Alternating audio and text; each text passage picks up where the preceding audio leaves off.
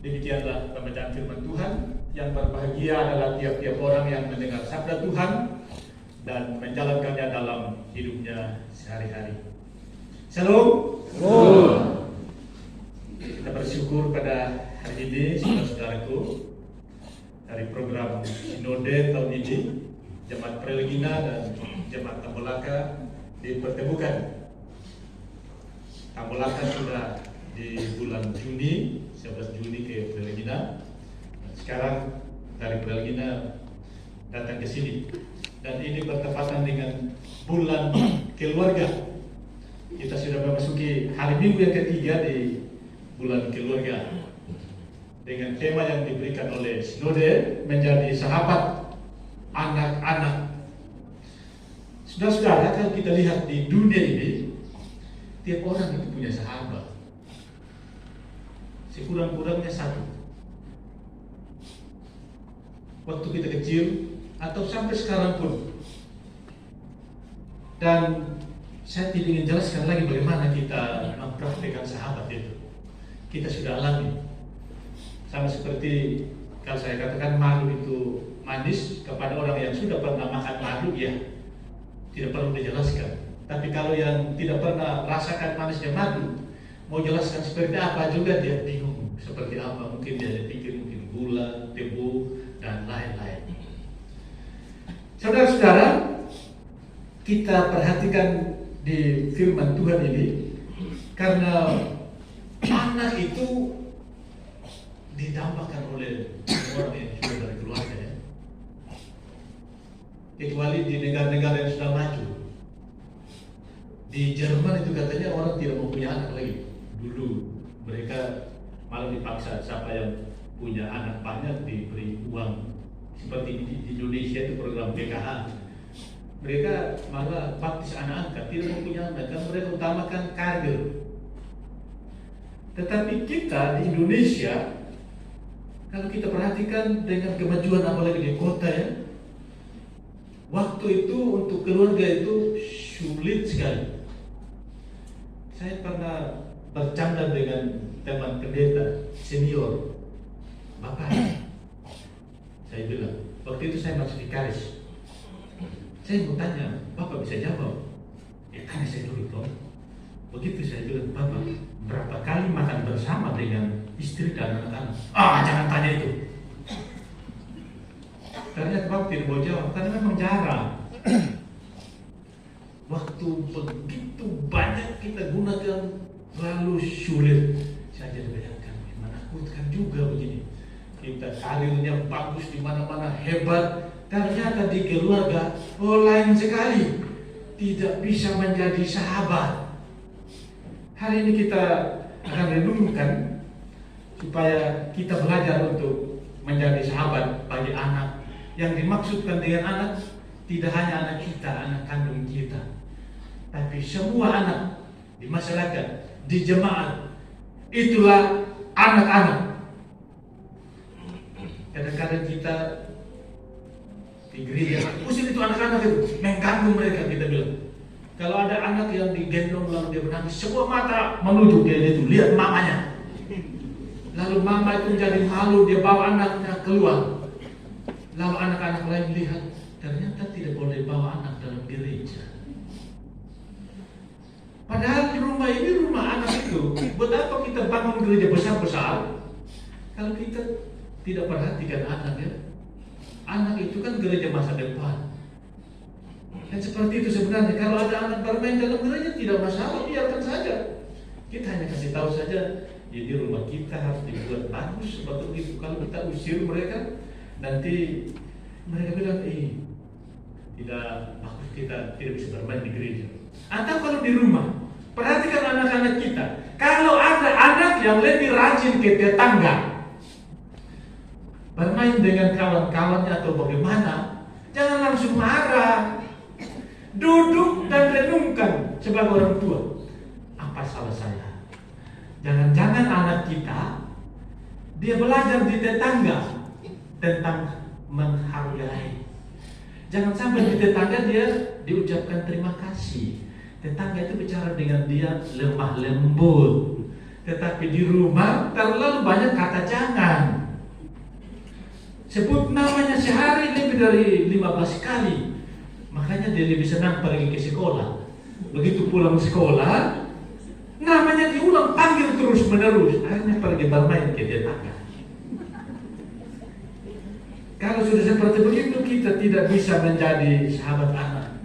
Apalagi anak baru umur SD kelas 1 begitu, dia pulang. Papa, saya tendang bola tadi jauh sekali. Pergi jauh sana. Main tendang bola saja, lapor semua. Bagi anak itu pengalaman pertama dia tendang bola. Kalau kita tidak dengarkan dia, hilanglah. Dia tidak akan menjadi sahabat dengan kita. Nanti dia pergi ke teman sebaya, sampai di remaja juga curhat dengan teman sebaya, tidak tahu apa-apa juga. Lalu kita menjadi orang tua yang seperti tidak punya anak. Waktu kita punya anak itu kan waktunya sedikit saja ya. Kalau SMA ada dekat-dekat, di kota ya masih dengan kita. Kami di kampung itu kalau sudah SMP bisa pindah keluar, atau SMA sudah keluar itu. Kalau sekolahnya mereka lanjutkan. Waktunya sempit sedikit sekali. Kalau kita tidak perhatikan baik, maka anak itu nanti dia mungkin bagus di sekolah, tetapi di rumah sulit. Karena yang terjadi itu yang sebaliknya. Makin dekat, makin kasar kita. Kalau kita bicara dengan tetangga, lemah lembut. Kalau dengan anak-anak, dengan orang tua kandung, tunggu kita lemah dulu, baru lembut. Kalau sudah umur 85 tahun begitu kan kita sudah lemah. Baru kita lembut omong dengan anak-anak. Waktu kita masih kuat begini, tidak ada lemah lembutnya kita. Seperti ini, mana bisa jadi sahabat anak? Mari kita perhatikan firman Tuhan ini, ada 3 bagian besar kalau kita lihat garis besarnya ini. Pertama itu, anak-anak kecil itu dibawa kepada Tuhan Yesus, ayat 13a. Bagian yang kedua kita lihat lagi, murid-murid menghalangi anak-anak kecil dibawa kepada Yesus, ayat 13b. Kemudian yang ketiga itu dorongan dari Tuhan Yesus, itu ayat 14 sampai dengan ayat terakhir, ayat 16. Saudara-saudara yang kekasih, anak-anak kecil dibawa kepada Yesus oleh orang tuanya, atau oleh wali, atau oleh pengasuh. Apa yang ada dalam pikiran mereka kira-kira? Kalau Matius, penginjil Matius ini, dia bilang di dalam ayat di Matius 19 ayat 13 sampai 15 ada juga, orang tua bawa anak-anak itu supaya Tuhan Yesus letakkan tangannya dan doakan mereka. Itu Injil Matius ditulis 10 tahun lebih kemudian dari Injil Markus. Injil Markus ditulis lebih dulu. Injil Markus menyebut di sini maksud orang tua membawa anak-anak itu supaya dijamah. Kalau begitu, apa yang diharapkan itu? Kalau orang tua mereka bawa anaknya untuk dijamah oleh Tuhan Yesus, bukan karena anaknya itu sakit. Di sini tidak diceritakan anak ini sakit supaya disembuhkan, bukan. Mereka tidak memerlukan kesembuhan, sebab mereka sehat-sehat saja. Apalagi di sini masih terlalu kecil. Dibawa kepada Yesus tidak bermaksud juga supaya diajar oleh Tuhan Yesus, karena kemungkinan mereka masih kecil sekali ini. Jadi belum bisa diajar, masih terlalu kecil. Mungkin kita bilang batita, bawah 3 tahun. Kira-kira itu disebut di sini anak-anak kecil. Tapi yang tampak di sini adalah mereka butuh dijamah oleh Tuhan Yesus, karena orang tua punya pikiran dalam hati, punya keyakinan kalau dijamah oleh Tuhan Yesus, maka jiwa anak ini menjadi anak yang baik nanti. Lalu kalau mereka harapkan jiwa itu baik, karena memang jiwa itu sudah pusat kehidupan manusia. Makanya supaya anak itu bisa baik, jiwanya harus baik. Tidak mungkin kita hanya menyediakan makanan, pakaian, lalu rumah yang bagus, tetapi jiwanya tidak baik. Tetapi kalau sudah jiwanya baik, ini menyebabkan nanti dalam perkembangannya bagus. Orang tua yang seperti ini sangat peduli terhadap jiwa anak-anaknya. Saudara-saudara, mereka percaya kalau Kristus sudah letakkan tangan kepada anak-anak itu, anak-anak itu akan terlindungi dari segala macam bahaya yang ada di dunia ini. Mereka percaya berkat Kristus itu sudah menjadi modal bagi kebaikan anak-anak. Sekarang ini Tuhan kita ada di surga. Apakah kita masih bisa bawa anak? Bisa. Dari surga dia bisa jamah anak-anak kita. Karena itu bawa anak-anak kita kepada Tuhan. Ya praktek sederhana. Waktu kita datang ke gereja bawa, walaupun mereka masih kecil, lihat dia menangis dalam gereja. Saya satu orang, kalau lihat anak itu menangis atau masih kecil, saya tidak marah itu. Biar saya sementara berkhotbah, saya senang karena ini rumah mereka juga. Saya tidak bilang bawa keluar ke anak, tidak. Biarkan, karena memang dia masih anak-anak, kita hanya kasih tahu saja. Tapi kalau saya khotbah ada orang tua ribut, orang tua jalan-jalan, saya bilang itu bawa ke dokter itu. Kan dia kekanak-kanakan. Dia belum dewasa itu. Jiwanya belum beres. Tapi kalau ada anak-anak masih kecil sekali, khotbah begini baru dia begini. Itu mungkin bawa ke dokter juga. Ya jangan sampai dia kurang bagaimana. Harusnya kan dia aktif sekali ya, dia jalan ke sana kemari. Itu kalau yang terlalu kecil. Kalau sudah mengerti sedikit ya itu beda. Ini beda seperti itu. Jadi jangan merasa anak-anak itu mengganggu. Anak-anak itu yang dipikir mereka hanya perlu mendengarkan, tidak boleh didengarkan. Kebanyakan kita dalam budaya kita begitu, sehingga kita kurang memperhatikan mereka. Kristus dapat menjangkau anak-anak kita dari sorga dengan berkatnya. Itu sebabnya saat kita membawa anak-anak kita yang masih kecil kepada Yesus, kita harus punya pengharapan. Seperti dalam Mazmur tadi yang menjadi nas pembimbing kita, Mazmur 144 ayat 12.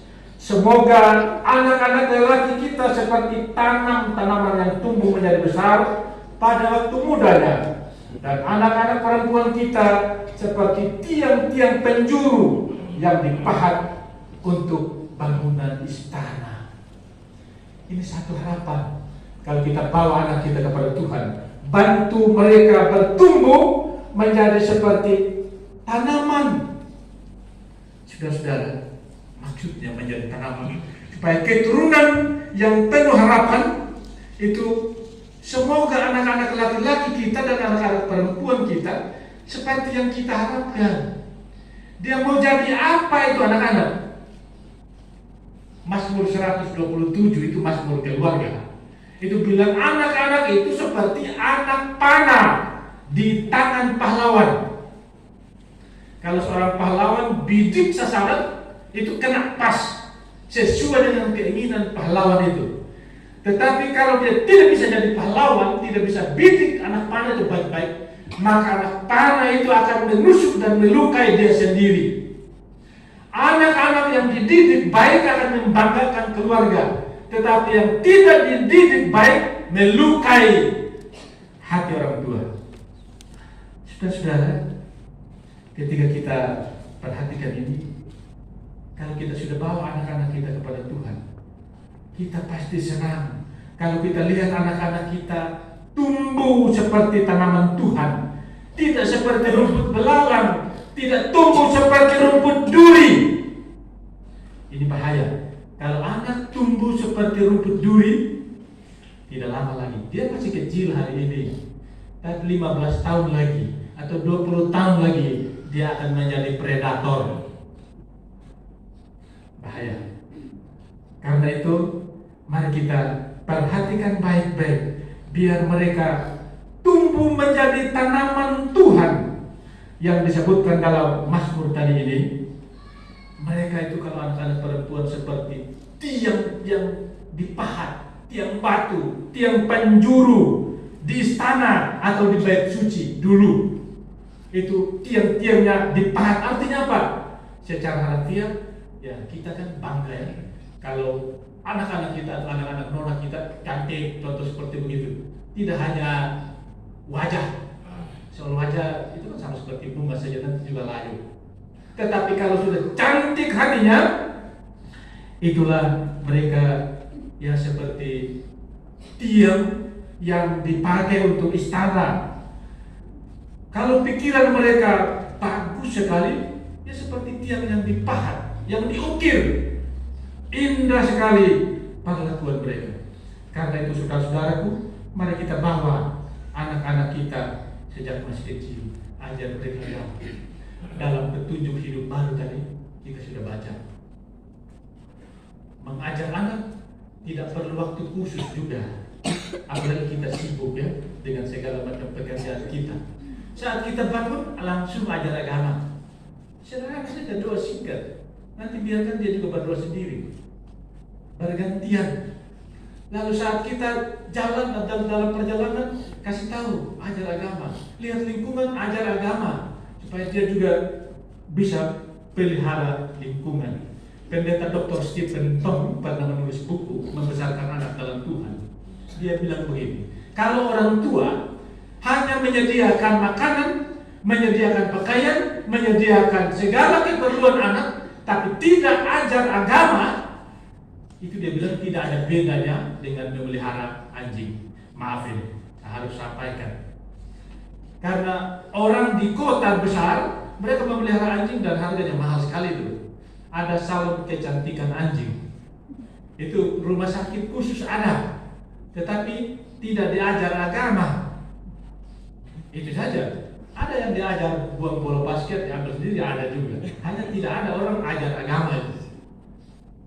Jadi itu ketika kita perhatikan ini saudara-saudara, mari kita mengajar anak. Tapi caranya memang harus menjadi sahabat bagi anak-anak itu. Ini yang kita renungkan di bagian pertama. Di bagian kedua saudara-saudara, waktu orang tua ini bawa anak-anak kepada Yesus, ada penghalang.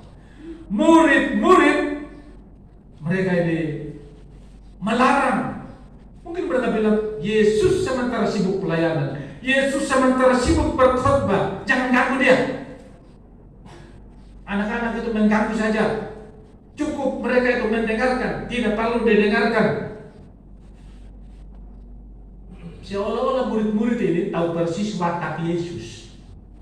Mereka pikir Yesus juga tidak diterima anak-anak, tidak suka anak-anak. Jadi kalau mereka sudah bertindak, jauh-jauh sana, ke sana, mereka pikir Yesus senang. Seolah-olah begitu. Tetapi apa yang terjadi? Yesus sedih sekali lihat kelakuan murid-murid ini. Kadang-kadang gereja itu menjadi penghalang untuk anak-anak datang kepada Tuhan. Mari kita perhatikan, gereja tidak hanya dalam hidup ibadah, liturgi yang betul sesudah kita pulang dari gereja. Kita lanjutkan di pasar, di kebun, itu liturgi kehidupan. Dan di sanalah kita mendidik anak-anak itu. Kalau di pesta-pesta kita bapak-bapak duduk melingkar, lalu minum peci, mudah-mudahan di sini tidak ada begitu. Di tempat kami banyak. Kalau sudah seperti begini, ini kan menghalangi anak-anak datang kepada Tuhan. Memang mereka nanti pikir begini, oh begitu kalau pesta memang harus siap peci, harus siapkan musik yang keras. Padahal waktu kami belajar teori musik dulu di kampus itu, dosen saya bilang, ada musik yang secara khusus diciptakan dan dipersembahkan untuk setan. Kalau orang dengar musik itu, dia mendorong dirinya sendiri untuk bunuh diri. Jadi hanya dengar musik stres, dia stres lalu bunuh diri. Ada.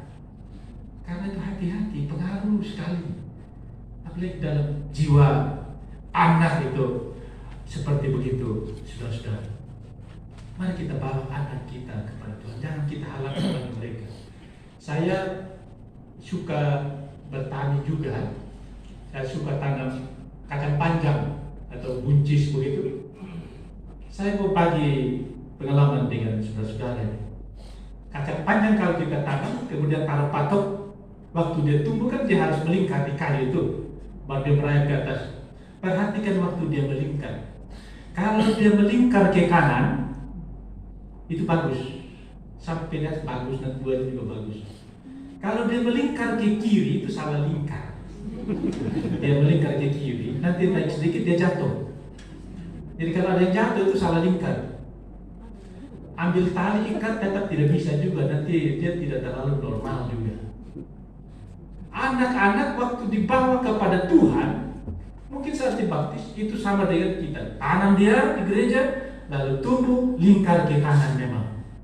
Lingkar ke kanan naik ke atas sampai dia berbuah. Kalau tidak, kalau dia melingkar ke kiri, saat baptis saya dia ada. Nanti CD baru dia ada lagi. Kemudian nanti waktu nikah baru dia ada lagi. Itu lingkar ke kiri, itu karena diikat. Diikat itu, habis itu dia jatuh lagi. Karena salah lingkar. Ini sederhana tanaman, tapi ini tadi anak-anak kan tanaman Tuhan. Karena itu perhatikan baik-baik, supaya kalau dia melingkar ke kanan itu bagus. Kalau lingkar ke kiri, nanti di pesta dia melingkar. Dia melingkar. Dia melingkar kan? Karena dia sudah lihat contoh. Ternyata bagus duduk melingkar begini. Berarti perhatikan memang.